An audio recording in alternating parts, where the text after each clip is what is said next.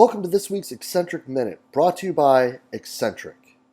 Our first exercise here in the Eccentric Minute is the Kbox Squat. This is the granddaddy of all of them, guys.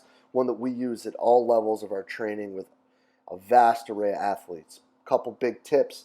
I like to use something for our hands to support it. Make sure that strap is completely taut at the top. Don't leave it short, don't leave it long. What I really like the most about it, guys, the isoinertial wheel, we're going to use this with other squats as well. The other squats are working to depth. These, we're going to get to an athletic position and work our way up. Push hard and make sure you're fighting to hit that braking force. As we cut reps, we usually cut depth as well to make it a little bit more transferable to what we do. This is an awesome exercise that I can't recommend enough. Throw it in your training. It's going to be great for you and your athlete. I really hope you enjoyed this week's Eccentric Minute. Make sure you check them out at eccentric.com to find out everything you need about the Kbox and the K-Pulley. Being a strength and conditioning professional requires constant pursuit of better knowledge, better methods, and better means. But what if there was a place where strength and conditioning coaches could learn from some of the most innovative practitioners in the world, such as Jeff Moyer, Lachlan Wilmot, William Wayland, James the Thinker Smith, and Keir Wenham Flatt? Well, you could find multiple lectures from each of these top-level coaches and a few lectures and examples from yours truly as well, all in the Strength Coach Network. The Strength Coach Network is going to bring you well over 100 different lectures from some of the top practitioners in the world to be your one-stop shop for your continuing education and professional development. So hop on over to strengthcoachnetwork.com/CVASP today and get your 48-hour trial for only $1. That's strengthcoachnetwork.com/CVASPS to get your 48-hour trial for only $1. I look forward to seeing you in the Strength Coach Network.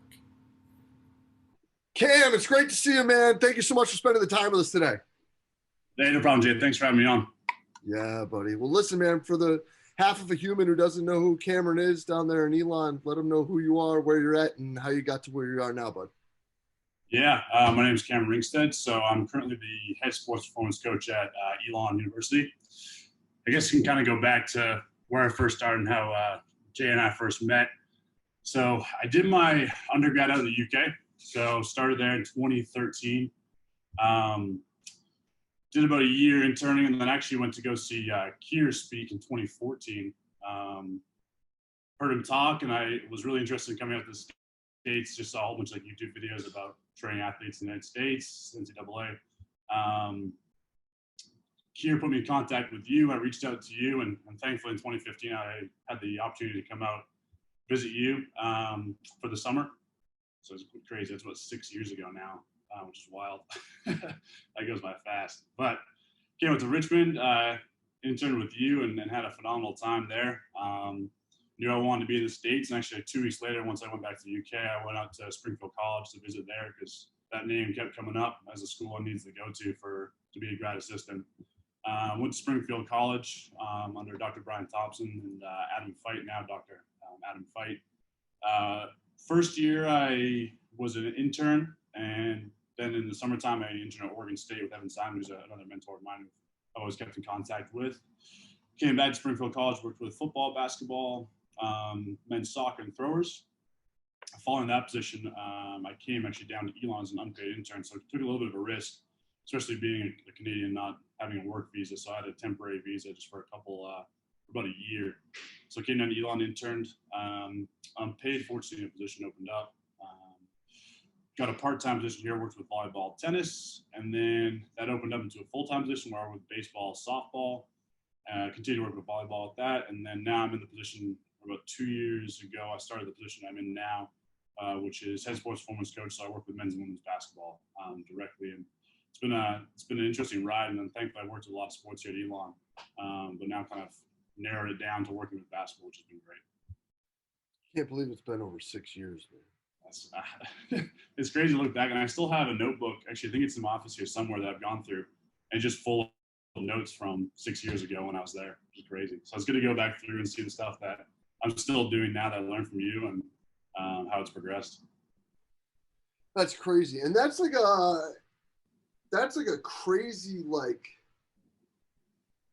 array of people to get to learn under, because K is K. And he and DeMarco are kind of similar, sort of different. Yeah. And then the 1x20 stuff here, and then the Boston, Massachusetts area, Springfield stuff over here, and Evan doing different things out there. West That's Side. a really, yeah. So it's been cool because I saw, obviously you exposed me to 1x20, which I've used quite a bit. Berkshire plyometric, extensive, intensive plyos. And then almost like, I guess, polar opposite, seeing Evan do, the West Side stuff. Guys are insanely strong, and kind of seeing how I can combine the two to what I like and how it fits training the guys I have now. So it's been a huge, array of training methods. And I mean, I don't want to speak to say that's more than what everyone's got, but I feel like that's the most vast that most people would experience. They might go to other coaches that have similar training philosophies and learn from them, and then stay kind of within a narrow scope of training. But I feel like I've been exposed to a broad variety of methods. Yeah, dude, 100%. I think that that's great, especially in a time like now. Yeah. Where, fortunately for you, you get a little chance to breathe. I'm in the last part of my exhale here before the guys get back. But it's been a wild 15 months, and we're walking into something that we haven't had in 2 years, man, and that's an off season. So let's talk about these last 15 months and what sort of, I don't know, audits, reviews, whatever you can say about it, of your training program you're looking at. And let's start talking about some changes that we're looking at here for this coming summer for this general prep for these guys. Yeah, I mean, going back to probably, almost 2 years ago now, that was my first, I guess, off season with basketball. New coach came in, so there's a little bit of transition period. So I didn't really get the full spring. I had a couple weeks in the spring. I'd probably say three or 4 weeks. Got into the summertime, and I was still trying to figure stuff out then. That was really my first time, being exposed with basketball only. Obviously, go through the season, and then we did all right for a season, and then COVID stuff starts to hit around that January, February time. And then everything gets shut down. And what I kind of did, I guess, I mean, going into that break where we had that long quarantine period into the summertime, was guys had the at-home programs. And what I guess talking just about that, what I would change now is I sent them like their lifts. So they had lifts like 4 days a week, just using backpacks and stuff like that. Any kind of weight that they could use. We sprinted, jumped, did conditioning in that period as well too. But looking back, I almost kind of wish I focused on what would be the most beneficial to them being that period away. Like, I don't think the lifting side of things was really that essential. I wish I'd spent more time on emphasizing the importance of sprinting, jumping, and even like tempo runs for the guys while they're away. I think looking back, that would have helped a lot with tissue resilience, rather than spending more time on the weight room side, like I said, and just focus on the sprinting and how we can improve on that. I dig that, because I think that that's something that a lot of us are looking at right now. Is there have been a lot of crazy, unfortunate circumstances that have happened because of these times off, whether it be through the summer or during the season, that have led to some pretty traumatic things that have made some pretty significant changes to how we're approaching these off seasons. Oh, absolutely. Yeah, I think even going to this year too, and I'll touch base briefly on last summer as well. We had 4 guys back in summer 1, so all of June, and then we had the full team back in July, which really shortened down our off season. So it's really just one summer session rather than the spring and summer. So in the fall time, or when we came back in July, really, I'm kind of my main focus at the time was, all right, we got to get these guys strong because they've been off for so long. But we came back, and I think we went a little bit too aggressive, and unfortunately, I'm more than open to talk about it too and learn, kind of reflect from my mistakes. As we had our first training session back, and we did our conditioning test in the morning. The guys had individual workouts, then we did a outdoor scrimmage, and one of the guys tore his ACL on our outdoor scrimmage as well too. So I mean, it just shows how important load management is and how we can't just jump back into training with being off so long. And then another instance that happened was we had the COVID break, and then fortunately we had one of our best players rupture his Achilles from being off for so long. So that just reflecting back on, I was beating myself up for so long about it too, because these are the conversations that should have been having with our coaches. Be like, hey, this is not the time to put him back into a game, or maybe just limit his times being out for so long. But just to go back to your point, it's a time now that when we've come to our offseason, how important movement quality is, tissue quality is, and how we can try and regain that with not having this full offseason. Unfortunately, sorry, going on a little bit of rant here, but fortunately during the season, our head coach is really good, and he allows me to have the guys 5 days a week. So we train 4 to 5 days a week in season. So I was able to get still a lot of this stuff in. So I felt like once we're coming into our off season, we're able to kind of hit the ground running, because I was able to spend so much time working on tissue quality stuff and strength work. And our strength levels kind of increased throughout the season rather than maintain or decrease whatever you might have during the season. So we kind of hit the ground running, but still really focused on how can we get these guys to move properly. Introduced a lot of long duration ISOs when we got back right away. And yeah, just getting the guys moving properly again before adding load. So when you're doing those long duration ISOs, is that kind of like what Jimmy talked about, or is that more like the Jake Tura type stuff that we're looking at? I've actually combined a little bit of both. Still trying to learn what the best methods are, and I was just speaking to Matt Aldred from Furman, who does it as well too, and he was showing me the methods he uses, which I liked a lot. He does a lot more position specific stuff in the ISOs, but yeah, when I was there in Richmond 2015, that's when Jim was talking about it. So I kind of took some stuff from there. So we hold like split squat, for example. We built up to, I think we just built up to a minute this off season until the guys left. Just each side, split squat, ISO hold, push up position, ring row hold. I messed around a little bit with like a Nordic lean hold. I don't know if I want to go back to that one, but I just wanted to try it out for a little while. And then also with Jake Tura stuff, we used that a little bit with our guys that have had some tendinopathy issues during the season. That seemed to relieve a lot. So we did like a leg extension hold with that one as well too, and over time just increased the angle of it. But yeah, kind of combine a little bit too, using more of the Jake Tura stuff for guys really with the jumpers need. So what then is the next step after that? How do you see that driving things going forward, and where does that kind of connect the dots between some of the things that you feel we all could have been better at this past 14 months? Yeah, I think those, I'm open to any suggestions. I'm going to try and figure this one out too, especially when we get back for summer session 1. I'm starting to add load to these ISO movements. Like my first off season or last year, we used a little bit of 1x20 method, or used the 1x20 method going into the season. Then I really liked it, and I wanted to change it and try this year going more kind of Poliquin-esque style with things. So kept stuff on a tempo. Pretty much all movements were on a tempo, but still included the long duration ISOs. So just to go back to increasing the long duration ISOs, starting from a short period of time and building them up, and the guys were able to handle it a lot better over that time period, and then beginning to add load onto it as well as what I'm planning on doing once they get back for this summer session 1. I just think it allows them to get into better positions when we're lifting, also on the court too. Like always, you'll hear coaches say, "I want to get guys to get lower." I think including this FRC stuff, and then also full range of motion while lifting, has played a big role in that guys being able to get lower. So I think it leads into that. And I think I kind of want to keep it in all year.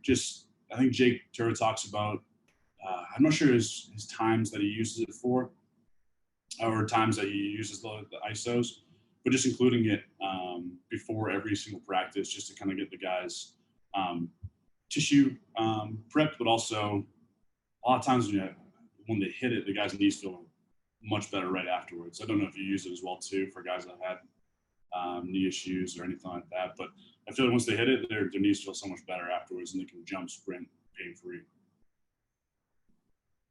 Yeah, I would never question the efficacy of it or the the success rate people have of it, because I think that, you know, Jake and Jimmy, what they say and what they've done, and especially, I mean, with as close as Jimmy and I are, like, I know that it's been successful.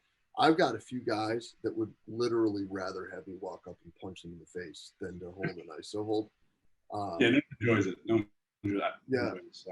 So like, where we've had more success with things like that has been like actually doing like warm up exercises, like TKEs, Yeah. Petersons, Yeah. clams, doing a bunch of stuff backwards. I think people overlook that. Vern talked about that. Well, or even just like doing your dynamic warm up backwards into backpedaling into running, like building up that way. Yeah. Like, knock wood. This is all them saying that it helps them feel better. They're also, I mean, you know how most of these guys are here because you spend enough time here. My guys, unfortunately, are smart enough too to tell me that it's helping them so that they don't have to do the other stuff. Right. Like, so yeah, they're saying it works. So I'm trusting them that it works. Yeah. But they could also be saying that it works because they despise like split squat holds. Yeah. So just to not have to do it. Now, with that being said, we also mask those holds as stretches. Right.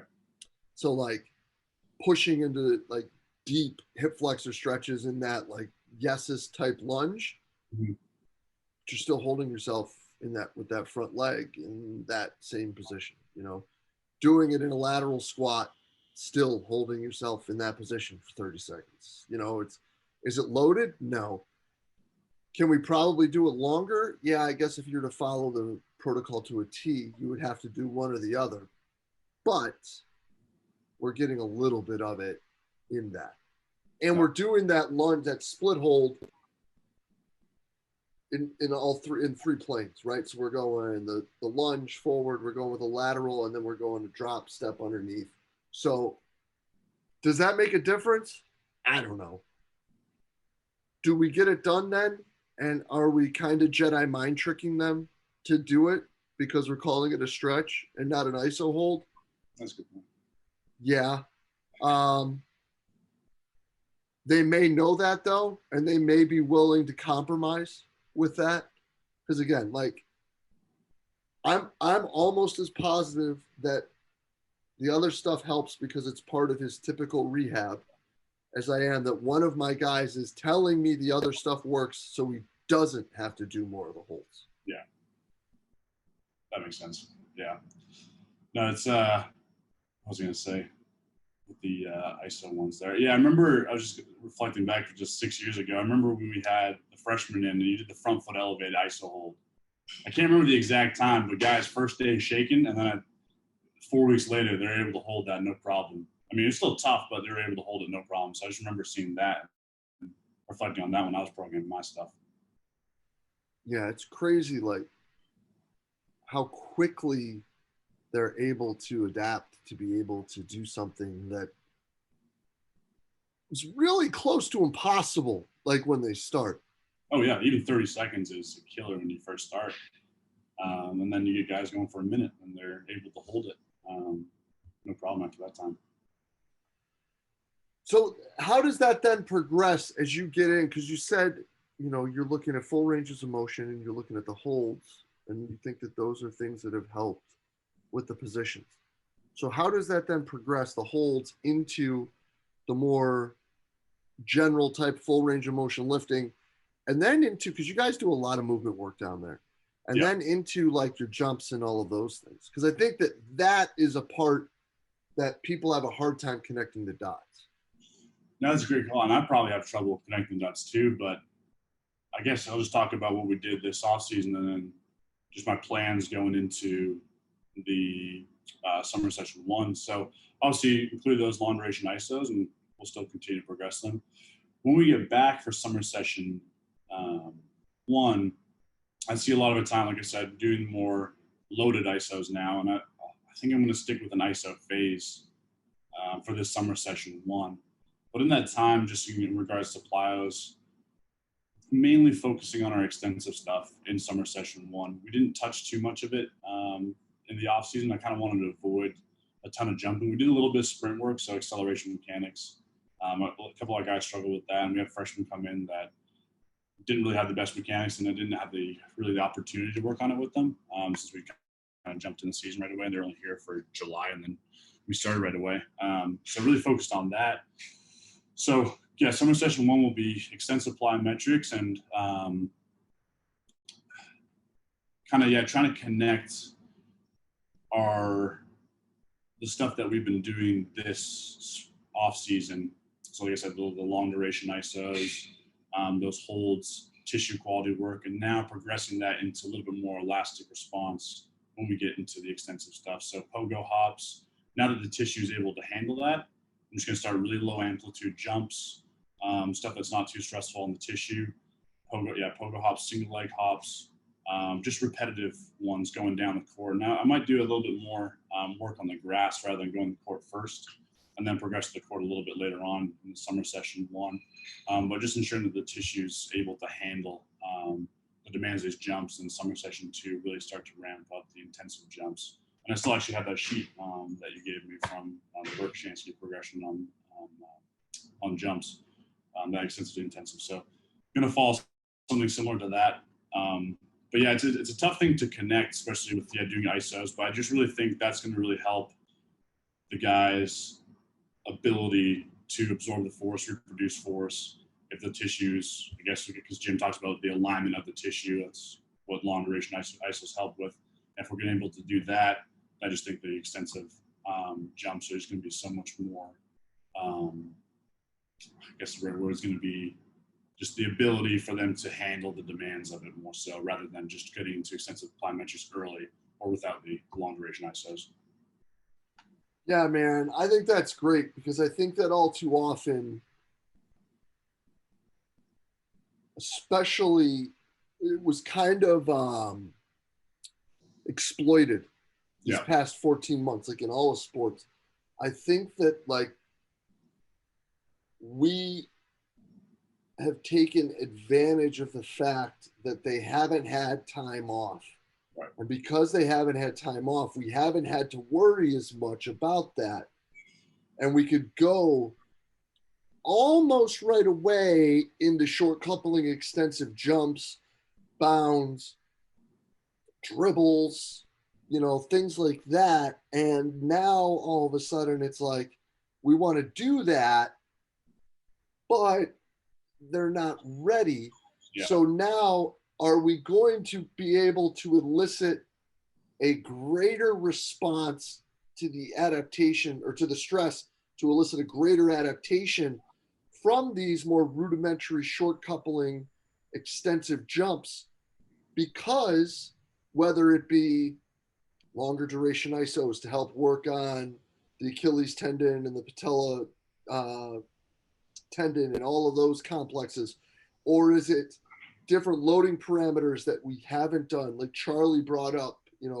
Maybe a reverse lunge is something we need to be looking at more, right? Because that could help load that action that really has been the one that has put the Achilles out, right? That drop step into things.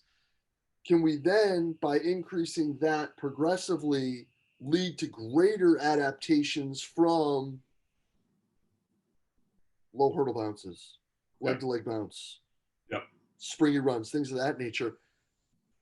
I don't know the answer, but if I were to sit here and just say common sense should rule, which we know doesn't happen right now, I would say it should. Yeah. I think so too. I just think this is, obviously, we talked about before, it was an interesting time where in the past we might have been able to start these movements earlier when we've had this full year of training. Even during the season, we're able to still train these components. And maybe this year in the season, a lot of us haven't been able to train really what we wanted to train, because we're focused on just making sure everyone stayed healthy throughout the season and not be able to progress as much as we'd like to in season. So I think it's almost taking a step backwards and reflecting of what we need to set ourselves up to be able to perform these exercises during the summer, to perform at an optimal level, like you said, that are going to transfer to being able to do these short coupling intensive exercises. Yeah, and I think that what also is pretty neat about all this is that now we're able, at least what we've done, and I've been really lucky because Beecher's kind of checked me on a lot of this, and obviously Adam and Sarah have checked me on a lot of this, but really going back and being like, slow down. Yeah. Like, they're going to get a lot of stuff on the court that they haven't done in 12 months. Right. Slow down. Just look to build the basics and strengthen and baby step progressions and simple low-level conditioning, because in all intents and purposes, they're almost back to untrained athletes. Yeah.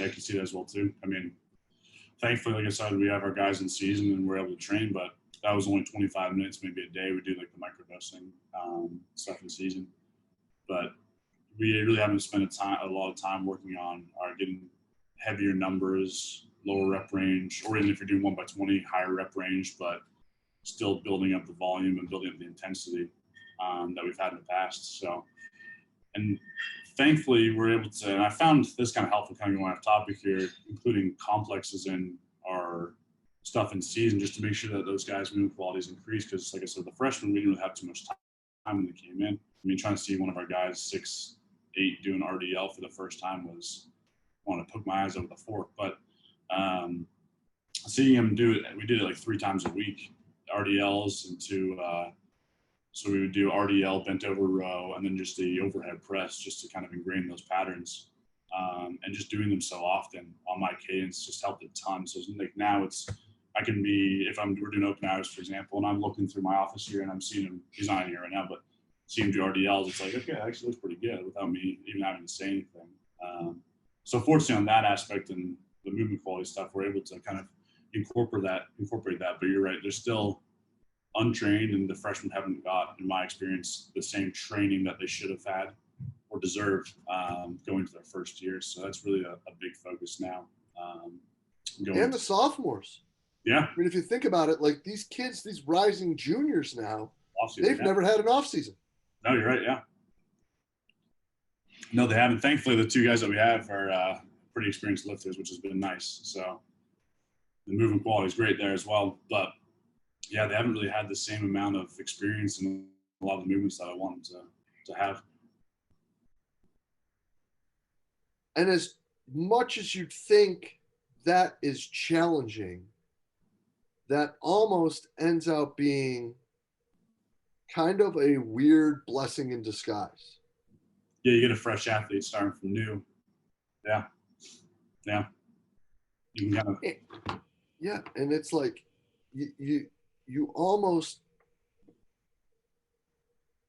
being hamstrung with a kid that's older like that, where they have to do the basics because they haven't done the basics, again, allows more time, slower cooking, and hopefully, because they're a little bit more mature, even better adaptations because they understand the game, the system, the team, all of that, so they can connect these dots better.